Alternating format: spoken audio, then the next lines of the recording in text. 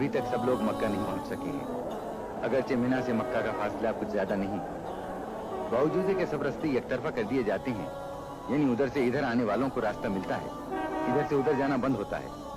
Saudi अरब की police भी बड़ा इंतजाम रखती है कि सफर में जरा सी भी रुकावट न पड़े।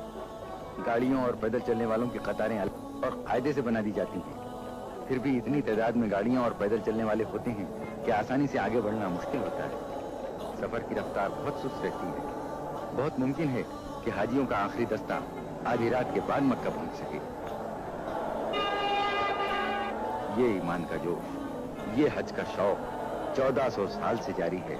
इसमें कोई कमी नहीं होती, बल्कि ज्यादती ही होती जाती है।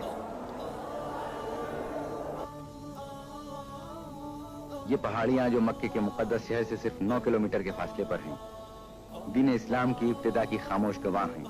इस्लाम की हैरतनाक तरक्की, हक की एक आवाज और उसका सारी दुनिया में इतनी जल्दी फैल जाना, ये पहाड़ियां इन सब तारीखी हकीकतों की चश्मदीद गवाह हैं।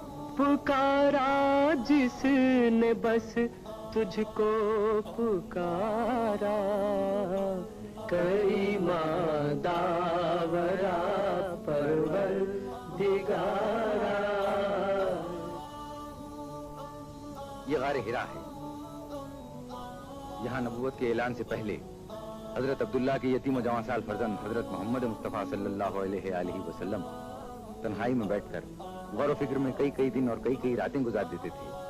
इसी गार में हजरत ने फरिश्ते की जबान से खुदा का हुक्म सुना,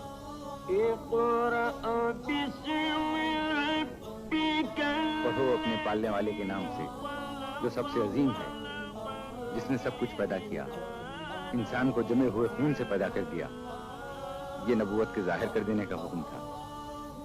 आज 1400 साल के बाद भी जब हाजी हज का फरीज़ा अदा करने मक्का आते हैं तो इस गार की जियारत को भी आते हैं, जिसके दिल में पैगंबर इस्लाम के कदमों के निशान छुपे हुए हैं और जिसके जर्रों में उस जिस्म पाक की खुशबू बसी हुई है। दिल के कानों से उसी वही की आवाज